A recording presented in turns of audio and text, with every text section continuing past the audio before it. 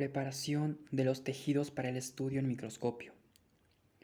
En la bibliografía vamos a tener lo que es biología celular y molecular de Junqueira Cainero principalmente, y va a estar reforzado con lo que es Tratado de Histología, Leslie Gardner, Histología de Ross. En el contenido vamos a comenzar con una introducción y generalidades, luego vamos a pasar a preparación del tejido para su estudio y lo que va a implicar la obtención de la muestra, la fijación, un punto muy importante, la deshidratación, el aclaramiento, luego la inclusión en parafina, la obtención de cortes, la tensión y finalmente el montaje. Comenzando con la breve introducción, tenemos que para el estudio de un tejido en particular, no va a ser sencillo como tomar una muestra, ponerla en el portaobjetos y poder observarla en el microscopio, ¿no? El tejido en estudio va a tener que pasar por estos procedimientos químicos, lo que le va a dar una propiedad de mantener su estructura en condición casi similar o lo más cercano a lo que se encontraba en el organismo vivo, ¿no? Y esto se utiliza, podría decirse, con fines científicos como con fines clínicos, sobre todo. Con fines científicos, ya que a través de los años cada vez se va desarrollando más instrumentos, mejores métodos de diagnóstico, se podría decir, mejores métodos de estudio para los tejidos, por ejemplo, microscopios con más alta resolución. Y esto para poder tener mayor información sobre cómo es que se da la fisiología celular, biología molecular y comprender y poder tratar ciertas enfermedades que suceden en este nivel, lo cual nos va a llevar al ámbito clínico, que va a considerar principalmente las patologías, ¿no? O sea, hay enfermedades que con toda la medicación, enfermedades que supuestamente son comunes, pero al tener el tratamiento adecuado no llega a tener el resultado esperado, ¿no? Entonces se tiene que llevar o se tiene que tomar la medida de diagnóstico microscópico, ¿no? De esta manera poder identificar qué es lo que está pasando a nivel molecular, por qué es que no ha funcionado el tratamiento, ya que podría tratarse de una nueva enfermedad o la evolución de una ya existente, ¿no? Y también nos sirve para poder evaluar y poder tener una hipótesis de cuál sería el tratamiento, ¿no? Observando, identificando las diferencias con un tejido vivo normal. Bueno, y es importante ya que en el estudio de la medicina hay ramas importantes que para su estudio es fundamental comprender este tema, como lo que es histología, el estudio de los tejidos, microbiología y patología. Pasando ahora a lo que es la preparación del tejido para su estudio, vamos a comenzar desde el primer paso, el cual sería la obtención de la muestra, en el cual tenemos dos métodos, uno lo que es la biopsia y otro lo que es la autopsia, ¿no? La autopsia o necropsia, que su principal característica es la obtención de muestra de cadáveres, y la biopsia, que vendría siendo la toma de muestra de un sujeto o de un organismo con vida, ¿no? Vamos a empezar explicando lo que es la biopsia, que va a consistir, ¿no?, en la extracción de un tejido específico que va a venir a comprender de un órgano o un tejido en particular, ¿no? Esto con el propósito de investigar la naturaleza de algunas patologías o enfermedades, o también para efectuar un diagnóstico histopatológico, ¿no? Em, También es necesario saber que existe dos tipos de estas biopsias, uno que puede ser incisionales, que va a comprender solamente parte de un órgano, o excisionales, que va a comprender prácticamente todo el órgano, como es en el ejemplo del ganglio linfático, ¿no? Bueno, es importante saber que la biopsia, la muestra, pierde su efectividad cuando es insuficiente o inapropiada. ¿Qué quiere decir esto? Insuficiente porque es muy importante a veces, por ejemplo, el ejemplo de una biopsia excisional, que se pueda estudiar todo lo que es el órgano, en el ejemplo del ganglio linfático. Porque probablemente al saber que podría ser una vía cancerígena, no siempre va a estar en un lugar específico del órgano, entonces tiene que estudiar todo el órgano. Inapropiada, ya que cuando es una biopsia incisional, hay capas de tejido y normalmente se encuentra en el tejido conjuntivo o puede encontrarse en el epitelial o cosas así. Y si se estudia el tejido conjuntivo y se descarta el epitelial, pues va a ser, no se va a poder identificar la enfermedad, ¿no? Porque no se va a poder encontrar en la lámina histológica. En la utilidad, las biopsias nos van a servir para lo que son las lesiones tumorales, las lesiones inflamatorias, los trastornos degenerativos. Como sabemos, este tipo de enfermedades son muy complicadas, ¿no? O sea, en cuanto a la salud del paciente, se podría decir.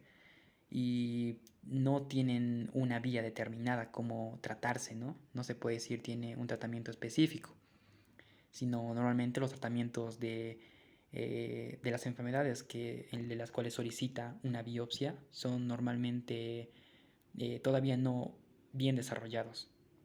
Por eso es muy importante cada vez estudiarlos más. Y ahora en cuanto los fragmentos seleccionados para el estudio histológico se colocan en soluciones fijadoras, esto ya es el próximo punto. Algo que olvidaba mencionar era que aparte de este tipo de biopsias o este tipo de toma de muestras, existe lo que es la toma de sangre, por ejemplo, la citología exfoliativa, por ejemplo, que también vendría a ser a formar parte del estudio en microscopio. Al igual que durante una cirugía, la toma de muestra durante una cirugía eh, se considera una biopsia por congelación, lo que va a permitir al cirujano tener la certeza de que el tejido extirpado sea el apropiado, ¿no? Toda la masa patológica y además tiene la oportunidad de dar un diagnóstico por parte del patólogo para que éste pueda determinar el siguiente procedimiento. Pasando ahora a lo que es la autopsia o necropsia también considerado, que básicamente son la obtención de muestras o piezas que se van a obtener de un cadáver, ¿no? Esto nos va a servir para determinar las causas, mecanismos o consecuencias que condujeron a la muerte. Tiene una utilidad en la clínica, en la medicina legal, en la salud pública. Como dice aquí, en la clínica va a facilitar al médico o al clínico una mayor comprensión de la enfermedad, una mayor destreza en el diagnóstico y poder evaluar su tratamiento, ¿no? En la medicina legal nos va a permitir determinar la causa de muerte súbita o sospechosa. En la salud pública va a establecer los cuadros de morbimortalidad, ¿no? Eso más relacionado con la epidemiología. Y aquí un punto importante, la autopsia puede ser parcial o completa. Los datos se van a colocar en un protocolo de autopsia que va a constar de un resumen de historia clínica, todo esto para un diagnóstico final, ¿no? Eficiente. Ahora vamos a pasar a lo que es la fijación de la muestra, que vendría siendo el segundo paso de lo que es la preparación de los tejidos, aunque en algunos libros o textos lo consideran el primer paso. Tenemos que existen dos tipos de fijadores físicos y fijadores químicos. Fijadores físicos consiste en exponer al tejido en particular a ciertos ambientes, como por ejemplo puede ser la desecación, el calor, el frío o la congelación. Un ejemplo del frío o congelación vendría siendo la criofractura, ¿no? La separación de la membrana plasmática celular. Ahora vamos a hablar de los fijadores químicos que se va a basar en esto, principalmente la presentación. Tenemos fijadores simples y fijadores compuestos. Los fijadores simples van a estar formados con químicos específicos, ¿no? Con un porcentaje igual específico de su compuesto. Los fijadores químicos compuestos van a conseguir en una mezcla de estos componentes, como por ejemplo, sabemos que cada uno de estos componentes tiene ventajas como desventajas y para poder tener un poco algo más completo y más eficiente se suele mezclar muchos de estos químicos, los cuales tendrían que ser compatibles, ¿no? Tampoco podemos mezclar así por así. Ahora, empezando por el formaldehído y el líquido de Bowen, son los más utilizados por lo que es la microscopía óptica. Ahora, el glutaraldehído y el tetróxido de osmio son más utilizados o apropiados para lo que es la microscopía electrónica, ¿no? El formaldehído, que aquí podemos ver lo que es su estructura química molecular. Ahora, para comprender cómo es que trabajan estos fijadores químicos, a modo de ejemplo el formaldehído y el glutaraldehído, tenemos que el formaldehído tiene un grupo aldehído, solamente un grupo aldehído en un extremo, como se puede ver en la imagen. Y el glutaraldehído, a diferencia que tiene dos extremos aldehídos, uno a cada extremo, ¿no? ¿Y de qué nos sirve esto? Este grupo aldehído se va a fijar, como su mismo nombre a función nos indica, se va a fijar al grupo amino de un aminoácido, ¿no? Esto prácticamente es la estructura molecular de un aminoácido. Sabemos que varios aminoácidos, como modo de monómeros, nos van a dar un polímero o una proteína, ¿no? Este es el grupo amino. Este es el grupo carboxilo, este es el carbono central radical, lo que nos va a determinar qué aminoácido de los L-aminoácidos es, ¿no? El hidrógeno. Y es a esta porción del aminoácido que se va a fijar el formaldehído o el glutaraldehído. Y como podemos ver en la imagen, prácticamente estos vendrían siendo proteínas, ¿no? Proteínas ya desplegadas y desformalizadas de la célula. Esto nos dice que cuando un tejido es extraído del organismo, va a tender a desintegrarse, por así decirlo, ¿no? A deshacerse. Aparte tiene bastantes mecanismos fisiológicos que van a hacer que esta célula reconozca que está en otro ambiente y que se autodestruya, como lo que es la autólisis, ¿no? Entonces, para evitar esto, este fijador de por sí nos va a servir para que sostener, como va a trabajar como en conjunto con el citoesqueleto, ¿no? Y como ya mencionamos, el formaldehído nos va a servir para microscopía óptica y el glutaraldehído para microscopía electrónica. De esta manera, al tener dos extremos aldehídos que se van a poder juntar a dos extremos aminos, ¿no? A diferentes proteínas, nos va a servir para poder fijar de otra manera las estructuras proteicas de la célula, ¿no? De esta manera, el glutaraldehído va a ser capaz de establecer enlaces o puentes entre las unidades proteicas. De esta manera igual va a estabilizar la estructura cuaternaria de la proteína, lo cual es muy importante a diferencia del formaldehído.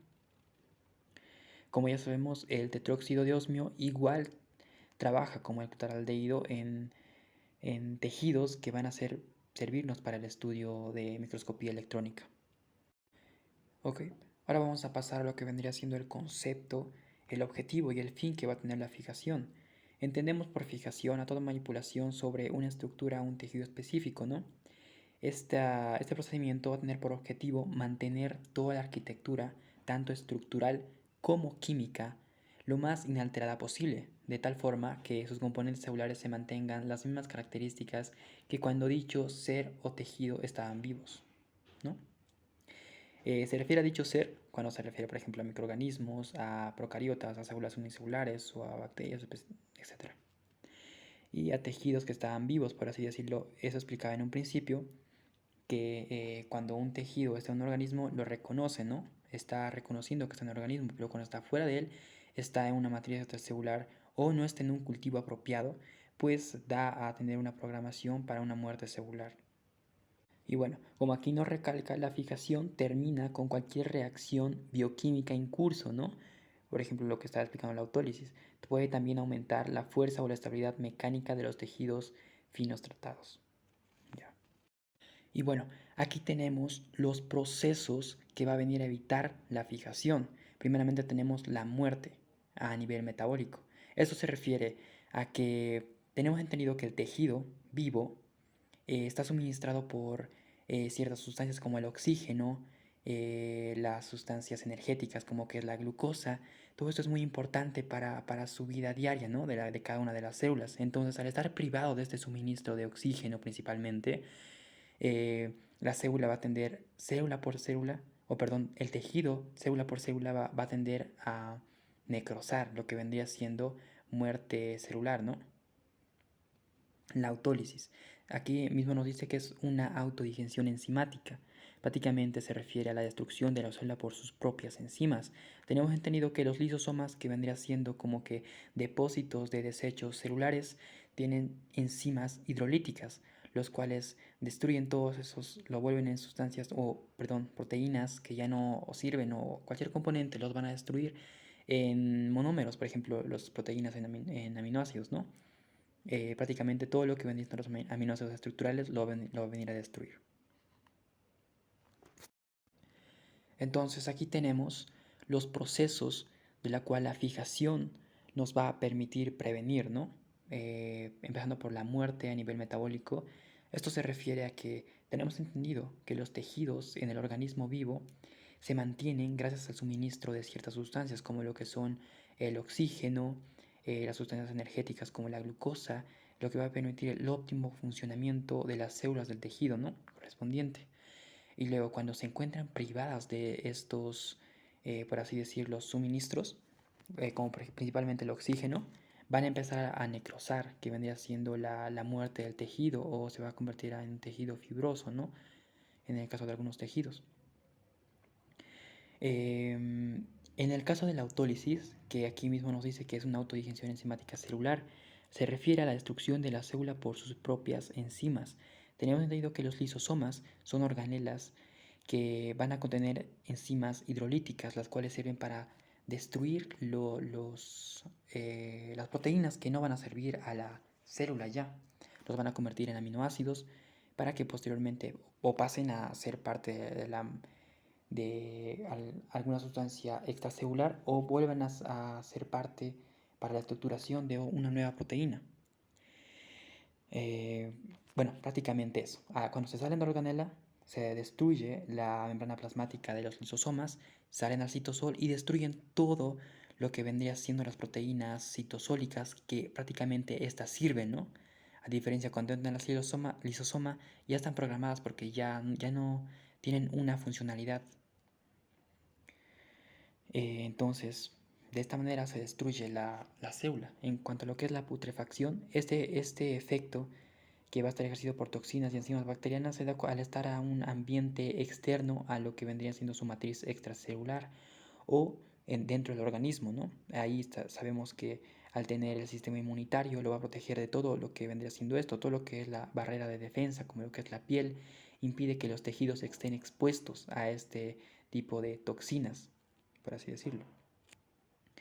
Bueno, prácticamente eso vendrían los tres efectos o procesos los cuales la fijación viene a evitar, ¿no? Algo muy importante, aparte de estos tres procesos, es que también permite endurecer y resistir al tejido para que posteriormente pase a los siguientes pasos de la técnica de preparado de histología, ¿no? Unos factores de autólisis y putrefacción vendrían siendo la naturaleza y la localización del tejido. Por ejemplo, no podemos tratar al tejido o al tejido epitelial del intestino como al tejido glandular del páncreas. Ambos tienen diferente naturaleza, que tanto de tiempo se podría decir fuera del organismo, cuánto tiempo podrían estar, como también en la temperatura. La temperatura es muy importante, ya que ciertas estructuras se mantienen a una temperatura fría y ciertas estructuras se mantienen a una temperatura un poco calorífica. Bueno, principalmente la mayoría es una estructura fría.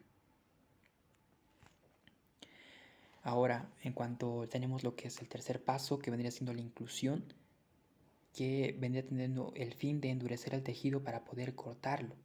Primeramente se va a deshidratar, lo que va a significar que se va a reemplazar el agua por alcohol. Se va a pasar por frascos de alcohol de concentración creciente. O sea, el primer frasco va a contener un 60% de alcohol. Y luego se va a pasar a un frasco que va a contener el 75%, posteriormente un 85%, un 90%, de esta manera hasta que llegue al 100% de etanol, ¿no? Y luego lo que es la aclaración, se va a reemplazar el alcohol por el xilol, que es un componente en el cual se van a perder los lípidos. Y luego se va a pasar a lo que es la inclusión. En esta inclusión se va a reemplazar el xilol por parafina. Esa parafina se va a encontrar en un estado caliente y luego se va a dejar enfriar. De esta manera se va a tener un taco de inclusión. Este taco va a ser más o menos, va a tener la estructura o la consistencia de lo que es, no sé si ubican las velas, todo lo que vendría siendo el tallo, todo eso más o menos es así.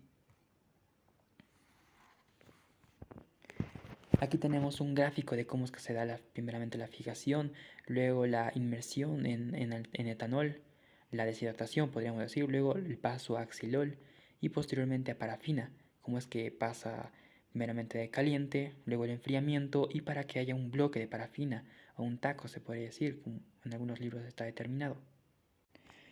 Ok, aquí tenemos el micrótomo, que prácticamente es el instrumento que se utiliza para realizar los cortes, ¿no? La microtomía. Ya. Bueno, tenemos entendido que en el microscopio electrónico la inclusión en parafina es su característica, ¿no? Los cortes que se van a dar van a ser de 1 a 6 micrómetros y se va a utilizar cuchillas de acero. Este micrótomo. Ya. En el microscopio electrónico, a diferencia, en vez de parafina, van a estar incluidas en resinas de tipo epoxi y los cortes van a ser de 0,02 a 0,01 micrómetros, o sea, van a ser mucho más, pero mucho más delgadas. Y se van a utilizar cuchillas de cristal o diamante.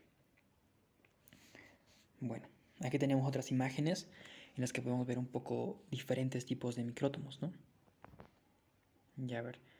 El cuarto paso, en el cual sería el corte en un micrótomo y el montaje inicial se considera, porque ya vamos a tener ya definido lo que va a entrar a la laminilla histológica.